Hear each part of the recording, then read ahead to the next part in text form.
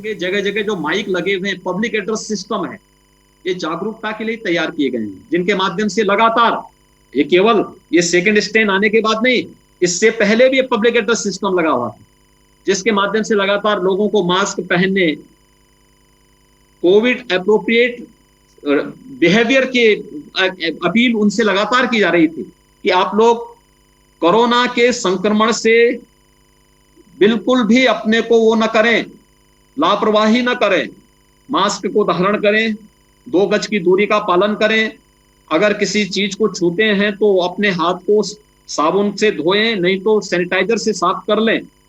इन चीजों के बारे में लगातार प्रदेश के अंदर हर एक जनपद में आप देख रहे होंगे पब्लिक एड्रेस सिस्टम हर एक जनपद में लगा हुआ है और हर एक जनपद में कार्य हो रहा है।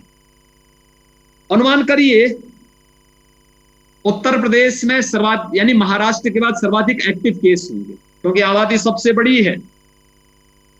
जितनी उत्तर प्रदेश की आबादी है उतना देश के अंदर अगर आप देखेंगे तो 22 राज्य आते हैं, तब उतनी बड़ी आबादी होती है। उस सब के बावजूद आपने देखा होगा ऑक्सीजन की क्राइसिस दिल्ली के अंदर है, यूपी के अंदर ना के बराबर है। और यूपी के अंदर वही लोग इस क्राइसिस को करने का प्रयास कर रहे हैं, जिसके बारे में हमारे एक अभी मित्र ने कहा भी कि पहले से ही किसी पूर्वाग्रह से ग्रसित होकर के जो लोग किसी उसके साथ कर रहे हैं। मुझे याद है आज से 4 दिन पहले की एक घटना मैं आपको बताता हूं। ये संवाद मेरा ऐसा नहीं कि पहली बार हो रहा है। देखिए, सुबह के समय टीम 11 के साथ मेरा नियमित बैठने का कार्यक्रम बनता है, दोपहर के बाद कुछ अन्य संगठनों के साथ बैठक होती है, सायकाल कुछ अन्य संस्थाओं के साथ मेरा संवाद का कार्यक्रम होता है। तो मेरा उस दिन लखनऊ के हॉस्पिटल्स के साथ बैठक थी।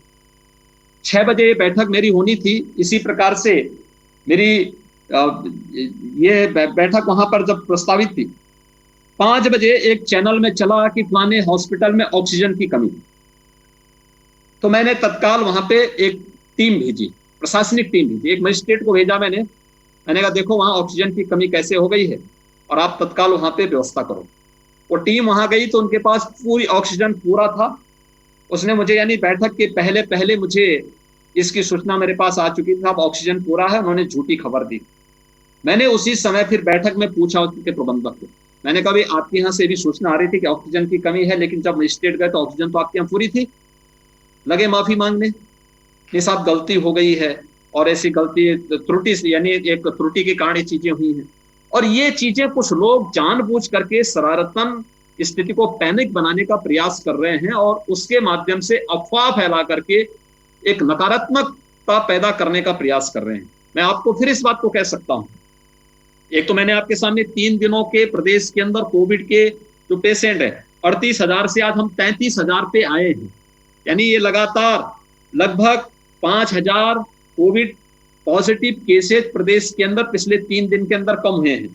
लखनऊ के अंदर अगर आप देखेंगे तो प्रतिदिन जितने कोविड पॉजिटिव केस हैं, एक उनकी संख्या में लगातार गिरावट आई है। 5,500 से लेकर के आज 4,500 तक पहुंची है। और रिकवरी अगर आप देखेंगे तो जितने पॉजिटिव केस आ रहे हैं उससे ज्यादा रिकवरी का रेट लखनऊ में। देखिए, ये चीजें मैं इस बात को कह सकता हूं कि जो ये कृत्रिम अभाव पैदा करने का प्रयास किया जा रहा है, ना बेड्स की कमी है, ना ऑक्सीजन की कमी है, ना रेमडेसिविर की कमी या किसी अन्य जीवन रक्षक दवा की भी कमी नहीं है। ये कृत्रिम अभाव दिखाने का कुछ लोगों के द्वारा प्रयास और उसके माध्यम से अफवाह पैदा करके भगदड़ की स्थिति, क्योंकि जिन लोगों को प्रदेश में अव्यवस्था अराजकता पैदा करने का अवसर नहीं मिला, ये आपदा का काल है।